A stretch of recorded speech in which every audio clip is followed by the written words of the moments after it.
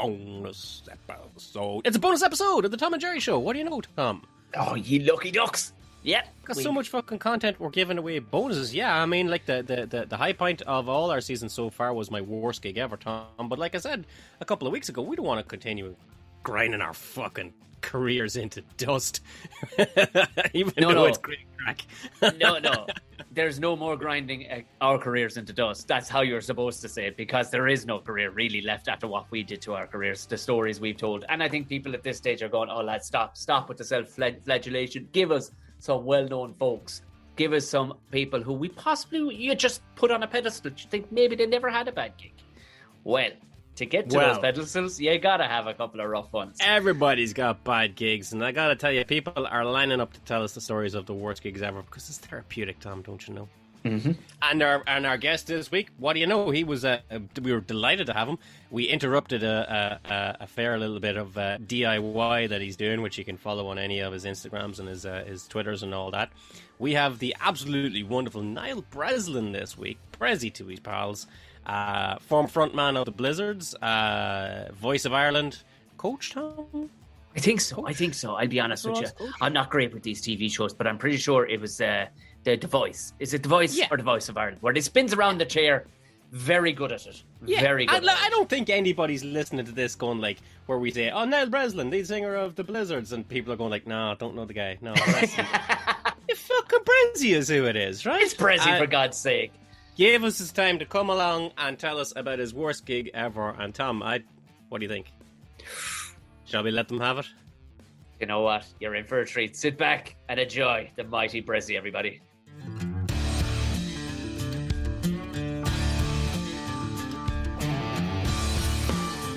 And here we are with Niall Breslin. Niall, thank you very much for coming along the podcast. The second non-Tom or Jerry voice to grace these airwaves, and the first non-comedian. But I'm funny enough if you give me a chance. I know I talk about depression all the time, but I can be funny, lads. Well, that's the last thing we comedians need is another fucking shark in the tank. You know, we like you, Bressie, but stay in your fucking lane, pal. Okay, sorry. I just thought I put it out there. You just sold me as a miserable prick before we even started. Well, look, you played sports. You know what I mean. You've sang. You know, you do DIY. Fuck it, you've got a load of things going on. You don't need to be funny, but this is a moment of the podcast where we do like to bring out a bit of misery. So if you I'm your man. If you have a wheelbarrow of misery, please bring it to the front. We want to look into it. I'm your boy. This is your worst gig ever, Bressie. Now we've only had comedians on so far. This is the first time, Tom. We've got I know we play the part every now and then, but we've got an actual rock star here. I know. I wouldn't push that one now, lads. That's like even calling myself funny. A rock star, for fuck's sake. You know. But what we're trying to get at is, like, you know, I know me and Tom are used to gigging in places where, like, you know, you're wheeled out in front of a crowd, wheeled out in front of wakes and things like this, and say, oh yeah, this boy here will do a bit of comedy. But surely I can't see what worst gig ever you'd have. I'd say your worst gig ever would be a great day out for us, is it? No. And you have to understand, like, everybody has to do their toilet tours, lads. That's their stripes. You don't walk onto the big gig straight away. But I've had people threaten to stab me because I wouldn't play Mr. Brightside. I'm not messing. In Oldham, we played a gig in Oldham. I remember another gig we did, and these are just a few of them. These are things you do. We did a gig in Hull, and our record label were like, "Yeah, we have to do this tour first, just to get your name out there." It was a Sunday night, and I mean, there wasn't one person there. And I said to the band, like, "What's the etiquette here? Do we play? Like, this it feels a bit stupid to play." And I remember Lynchy going, "You played the greatest fucking gig you've ever played in your life," and we did. And that's how you become a good live band. Is you play shit gigs. And I remember my mate, they were doing a support gig, and they were doing the sound check, and the guy cleaning the floor before them in Outlag went up and told him, "Jesus, lads, you're an awful waste of electricity." Like, that's a put down. So my worst gig. Oh, that's harsh. I have two worst gigs that I wanted to kind of talk about, and I'll keep it really tight because they're two very different types of gigs. Lovely. The first one was, and this makes me sound like a wanker, and I want to be very careful. Like, this is the biggest gig we've done, but it was still the worst gig I've ever done. We years and years ago in the Blizzards, I suppose, when we were where we were kind of, things were going well for us and we were flying. We got this amazing opportunity to support Oasis in Slane. It was just like dream come true. Massive Oasis fan. The whole band were, and we didn't know that day and the gig was grand, but we didn't know that day that the agent that books all these massive gigs was also the agent for the AC/DC gig, which was on in 2 weeks after the gig in Slane in Punchestown.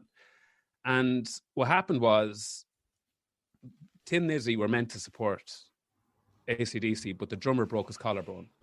So this agent saw us play, and the next day, my manager rang me and said, "Do you want to support AC/DC in Punchestown?" And I went, "Fucking hell!" He goes, "Yeah, we need the answer now." Like, and I rang the lads, and the lads were like, "Jesus Christ, of course we're going to do it." But there was something in my gut saying this is bad. Hell's bells, says Bressie. Hell's bells, and I rang the lads and went, "Oh, this is great, lads, but I don't know if you really suit the AC/DC crowd. I'm just going to throw it out there, and it's going to be 80,000 of them, and they're very passionate people, AC/DC fans." And then you have two types of AC/DC fans. You got the lads with their super dry hoodie AC fans who like it when it comes on to Day FM, and then you have the lads who think they're, and they keep going, they're heavy metal, but they're not a heavy metal band. They're a deadly blues pub rock band. That's what they are. And I said, "No, I don't think I can do this." And Deck, our drummer, rang me and he goes, "If you fucking deny me a chance to get on the stage with AC/DC." And I said, "Right." And then the minute it was announced, we had death threats. We had lads on forums saying they were going to bring buckets of piss to throw at us. We had people on radio shows, wait for it, ringing radio shows like the Adrian Barry show or whatever you call them, ringing in to say, "What the fuck are these lads supporting AC/DC for?" There's rock bands in Ireland that would be a far better fit, which there were, and we weren't arguing with that. We're a kind of a power pop punk band. We're not a rock band. We're whatever you want to call us. We've guitars. But I couldn't believe, and then the death threats, I swear to God, death threats. So I vomited. I had panic attacks every single day for a week. I actually couldn't eat. I couldn't stomach, couldn't sleep. And I ringing up my manager going, "I can't do this. I cannot do this, guys. This is a bad idea." And we had been announced and it was happening. There was just no doubt about it. And like at one stage, Deck, our drummer, had to call around and just say to me, "I didn't fucking play drums in the back of your head in school for 5 years for you." And he was right. He was really. And then his brothers were ringing me going, "If anyone gives you shit, we'll fucking." I was like, "Dude, there's 80,000 of them. You can't beat 80,000 people." And this kept going. And then Moff, our manager, was like, "I know a few people and we'll put them in the crowd. No one will mess with them." I'm like, "Lad, seriously, you're actually now looking at getting security people to stop us being killed. What are we doing here?" And I was in bits. I'd never felt so sick in my life. And I came to the AC/DC gig the day. And at this point, you went to the stadium and my hair was falling out. I had boils on my face because I was so anxious. And to the point before we went on stage, I didn't know whether we were going to be able to do it. I was going to be able to do it. And this was the biggest gig by a mile of our lives. And here's the thing. There was three bands. There was The Answer, who were a proper good rock band. There was us and there was AC/DC. So we thought The Answer would be on before we were on before AC/DC. Oh, so we were. I was going to say I went to this tour. Yeah, I went to this tour in the Point, and The Answer were on before them. Yeah, so the answer. This was the outdoor one. I think it was the year after the year before that tour. That's exactly. Right. With the train in the middle of the stage. Like, exactly. Honest to God, that's... And so back behind the stage at this point, like, all the rest of the band were really worried about me. They're like, "I don't know if we're going to be able to get him out onto the stage." And I'm not a nervous performer. I'll get up in front of anybody. And I just went and looked at the lads. I said, "Lads, absolutely no fucking gaps between songs, because then there's nowhere, they can't boo us then. So no gaps, just roll. None of the singles, just play all the heavier old stuff, the ska stuff." And they're like, "Don't play ska, you'll get absolutely demolished here if you play ska." And the whole thing was still going on.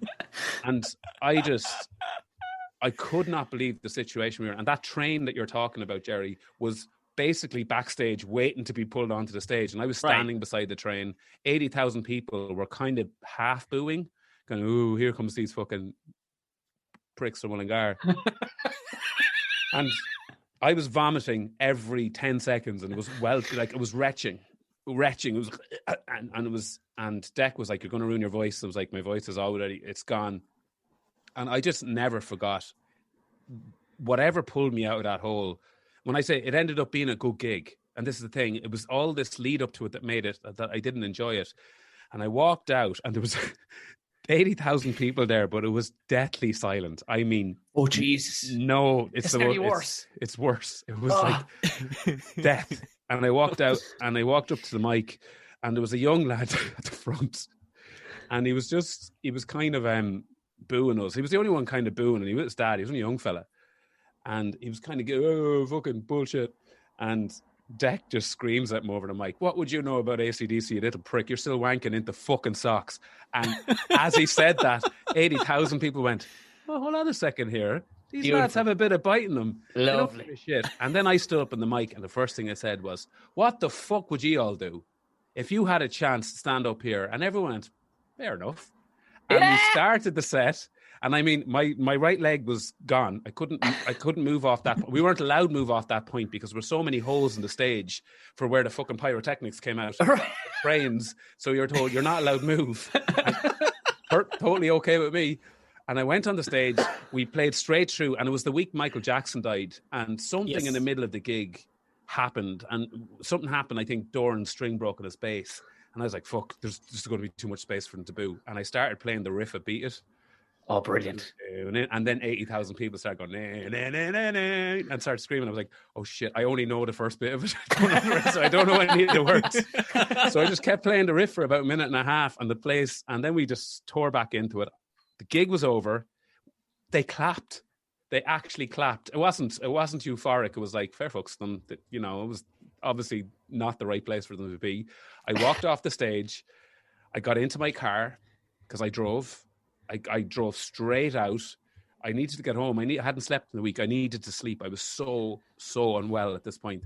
And I drove, and a guard pulled me in. And I wasn't speeding, but you're not really allowed to drive fast, those backstage places. And he pulled me in, and I looked at the guard, and I just said to him, "I haven't fucking slept in a week, man. I'm after getting that was the worst gig of my life, and I feel like I need to just go home to bed." And he just looked at me and went, "On you go, dude. Let me go. Let me pass you on." And I got home, and I slept for 2 days, and there was smell like it was just. I'll never. And we didn't get abuse, but it shows you how if you let other people control the narrative in your head, it can really fuck you over. And nobody on earth, nobody would have not done that gig. No, without a shadow of a doubt. No. But I just, that was without doubt. It wasn't the worst performance of our life, but it was the worst week leading to a performance that I've ever had in my life. And I really pissed off. I didn't enjoy it more than I did. Well, I'm just like putting ourselves in those shoes, Tom. Like, that bit at the start of the gig, Bressie, where you're sort of like, "Just play the ska, lads." That's like when we go out and the gig is like, "Load of foreign lads in tonight. They're not going to get the reeling in the ear stuff, lads." So just play the ska, lads. What do you go to? But like, I was saying that it's funny because before I came up here, my best mate Liam, who's comes to most of our gigs, he kind of I said, "What was the worst gig?" I said the AC/DC one. He went, "No, there was worse." And I was like, "He's right." And this one was the worst one. And this makes me sound like a dickhead. And like, we did all these big gigs. Really, most of the stuff we did wasn't as glamorous. But years and years and years ago, when we made our first album, the guy who was mixing the album was in Los Angeles. So we had to fly over to mix the album there. And I was the only one that they could afford to send over because there was 5 of us. So I was sent off, me and my manager, for 2 weeks. And what happened was I had a gig that the day we were flying back. And I mean, it was just mixing for 2 weeks. We flew back. And I remember the night before we flew back and our manager going, "We have a gig the minute you land. So don't make a bollocks yourself tonight." And I was like, "It's my last night in LA. I've never been here before. I've got to go out and milk it." And I did. I went out to LA, and I went out that night, and I just imagine this. You went up to town. You went up to town for a few months. We went up to town to a place called Rainbow, right? But this is tell you how the night starts. And the first person I meet is, this is no joke, Sylvester Stallone's mother. I didn't Cancel meet it, her. flight. She was sitting in another table, and this was the dingiest bar. Anyone who knows it, it's where all the rockers used to go in LA. It's an absolute shithole. And we started drinking. And it wasn't actually that we were drinking lots. I actually am convinced it was that they didn't wash their glasses. Yeah. And then we basically I've went. had that a few times myself, all right. Yeah, well, but you know when you can smell the glass. And anyway, drank, didn't really remember much. I was never a massive drinker, but my mate Macra came over as well. And we did the whole Sunset Strip, every bar. And all I can remember at 9 o'clock the next morning was lying on the cold tiles in the bathroom with the manager at our door saying, you need to be packed. We have to be in the airport in an hour. And when I say this was severe alcohol poisoning, this was, all joking aside, severe alcohol poisoning. I need to go to hospital. And he said, we can't go to hospital. We don't have insurance. Like, I said, I can't fucking breathe here. I'm that sick. Our producer then came in and was looking for points on a song that he wrote, and he was standing over me while I was lying on the tiles, shivering and shivering. My manager packed the bag, put the bag in the car, and when he drove the rent-a-car back out to the airport, and my face, like I was like a dog, excited dog. I had to put my head out the window all the way, so I didn't puke in the car, and I got fresh air in the most horrible city in the world to try and get fresh air. Got to the airport, and this is no joke. I wrote about this in my book. We got turned away because there was a bomb scare in LAX, and I was never happier in my life. It's like, thank God for terrorism. And someone's looking out for me. Send me back to the hotel, and then they said you have to wait in this circular queue for an hour. So we were driving around a roundabout for an hour. Think about this.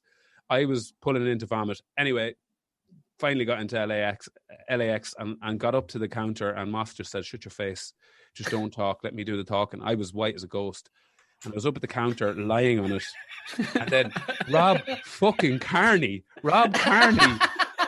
and his mates who probably kind of looked at me and went, he was that useless prick who tried to make it at rugby, and they came up, and he's the nicest, gentlest, lovely guy you'll ever meet. And he came up, he goes, how's it going, Bressie? How are you doing? I'm like, oh my fucking God.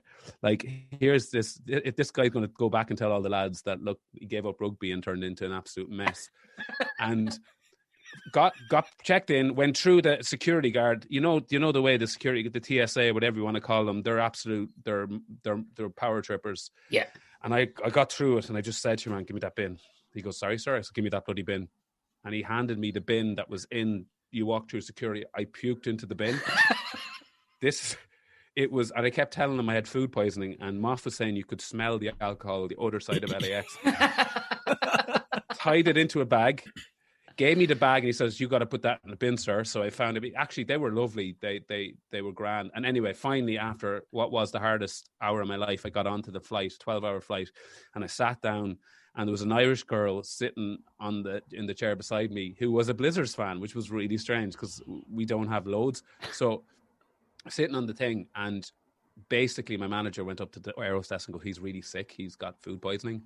And the air hostess had to go up and ask the pilot, is it okay to take off with this guy on the plane because he's really sick? And the air hostess, so I had to prove to them that I wasn't that sick and not puke for half an hour. That's the genuinely truth.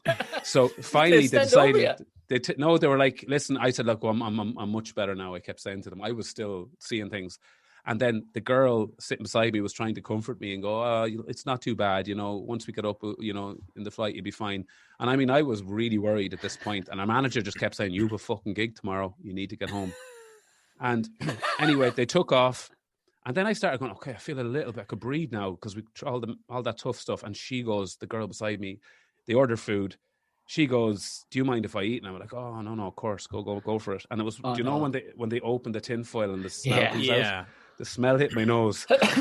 And everywhere, vomit everywhere. And she looked, and not a bother in her. She just said, I hope I'm okay. She kept eating. I passed out. Marry that woman. I passed out. I actually, honest to God, I succumbed to dehydration or something, but I passed out. And anyway, the plane landed, got 12 hours there, but I was still so sick, dehydrated. I was in a really bad way, and we had to drive straight to Wexford to do this gig. And it was like an outdoor festival gig. And same thing on the drive down, head out the window, trying to get air. But then we got on the stage, no sound check. This was just the way it was. And first bar in, we pick a very high energy song, and I went, I am shitting myself. I shat myself in front of, and I continued to shit myself for the whole gig. And for the listeners, that is not metaphoric. The man is actually talking about shitting himself, like Bridesmaids, middle of the street. Like, middle of a gig, and I think it was like on a beat in the street type of thing. And the things, and I sat there and I looked at 1,000 people in the eye with shit on my trousers, and it was soggy, it was burny, it was all those things, and ultimately it was what broke. It broke me. At the end of it, I finished, and I actually felt like I could breathe for the first time in 2 days. But there was shit everywhere. And I had, this is just the worst part. Like, I had no clothes left because I had no clothes in my gear. Like, it was just the worst. We had to go by. It was, and I know loads of people who've been in bands. I don't know if many comedians have had to shit themselves and actually stay on stage, but I literally shat myself for 12 songs. But I still did the gig. My manager said that. He said, if I have to stick a pole up your hole, keep you upright for 12 songs, you are playing that gig. And I'm so proud that I played that gig. Pulling a gig is just not a good idea. That is incredible. Yeah, them dirty glasses. I fucking love at the start of it. Your manager was just like, "No, you got one job here, Bressie. Don't make a bollocks of yourself." And your immediate reaction was, "Make a bollocks of myself." He doesn't drink. You see, great idea. He doesn't drink, and then I had his guilty eyes looking at me the whole time. But I'll never forget it. I never did it again. Never, ever, ever drank before a gig again since that day. Yeah, but you would have thought you weren't drinking before a gig. You were drinking 2 days and 5 time zones before a gig. With a 12-hour flight, lads. Like, yeah, that's true. I was really thinking about it. I would have done it the night before that and gave myself a break. But it was grim stuff. What did she have for dinner that set you off? I wasn't in a position to. I'd say like a beef curry or something. No, it wasn't. It was Aer Lingus. They love a beef curry. So it wasn't. It was. I think it was something like Irish breakfasty or something. It was sausagey smelly. Yeah. It was that kind of. It was like, and I just saw that little sausage sticking out. I'm still giggling here at you laying on the ground like fucking Voldemort's soul with your man arguing about points on a song over you. And this was it. Like, this song we had, Postcards, which was the strongest song in the album. And he was like, and my manager's like, he wants to talk about it. I was like, I'm going to give him what the fuck he wants. I didn't care. I was. Soul credits sounds good to me. Yeah, and he probably still owns it because I had no defenses that day. But that was it. I'll never ever forget. But I'll never forget how proud I was to be able to do 12 songs with shit my cocks without and still just pull it out. You know, it has become a recurrent theme throughout all our worst gig ever segments so far, Bressie. It was horrible, but we did them. You got it done, and I gotta tell you, I for one salute you, my man. Well, what would yourself on the intro? Would any of us and carry it through to an encore?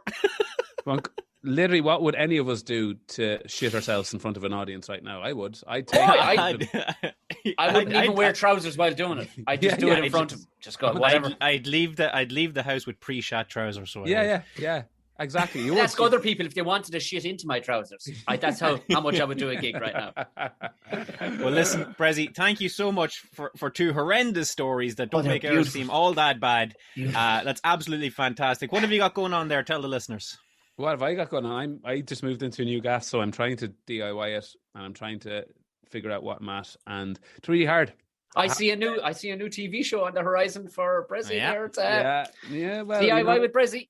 DIY, but you know what? To be honest with you, the world doesn't need another fucking DIY show, does it? There's 2 things the world doesn't need right now. It's another self-help book and another DIY show. So I'm kind of fecked. Maybe you could get a crossover of the voice. You know what I mean? When you have your back to him, but if it sounds like a really good saw, you could just turn around. If it's. Do you know what I got to say, Tom? I've been staying in Monkstown for a couple of weeks because where I bought is in Wicklow, and so I wanted to be close to it. And I went for a walk the other day, and it was that lovely sunny weather, and there was these lads, sound lads, just having a bit of crack and singing a few tunes and a few cans.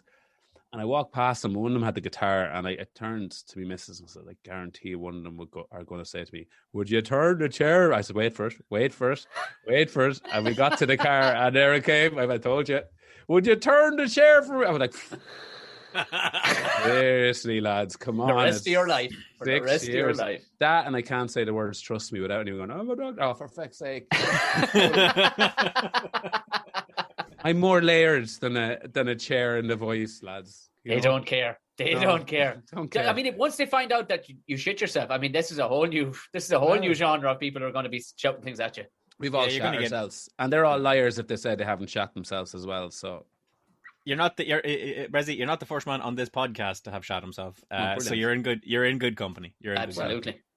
Nice one, lads. Well, listen, once again, Bressie, thank you very much for coming along, and we'll see you down the line. Nice one, boys. Take Legend. care. Oh, You know what that was, Tom? That was the worst gig ever. With a side helping of the drunkest I've ever been. Oh, that was on a level. I mean, it's never happened. I can honestly say it's up there with worst beer, and I've been very close a few times, especially that one with the trousers department. Like it's almost happened a couple of times where I've been rough, like in Edinburgh, damn near helped me. Yeah. To do it, Yeah. like how many songs did you say you had to sing? Like a dozen or 15 songs in front of thousands of people. That is why you should support the Blizzards. That is why. When you know stories like that. That is rock and roll, baby. That is rock and roll. Wow, gee. Tom, another bonus episode. Holy crap. Are we good to our people or what? Jesus Christ, you are just getting spoiled. We are rubbing butter down your necks and in your ear holes. This is a level of spoiled that Roman emperors wouldn't have gotten the like of this. What do we ask for in return, Tom? Nothing, except maybe these following things. All right, folks, like the podcast, subscribe to it, leave us a review, follow us on Instagram and Twitter, Tom and Jerry Show, Jerry with a G. You'll find us. We're not hard got, right? We're not inconspicuous, right? Yeah. And oh God, Tom, tell you what you want to do as well. You want to tune in on Monday for episode 3 of the Tom and Jerry Show, where not only will we be spilling our guts about all our regular fun things, we'll also be letting you know who next week's bonus episode guest will be. God, so it just stitches one into the other. Look at us sounding and looking all professional, Jerry, right now. I'm feeling a little bit uncomfortable with the whole, next will be corporate guys wearing ties.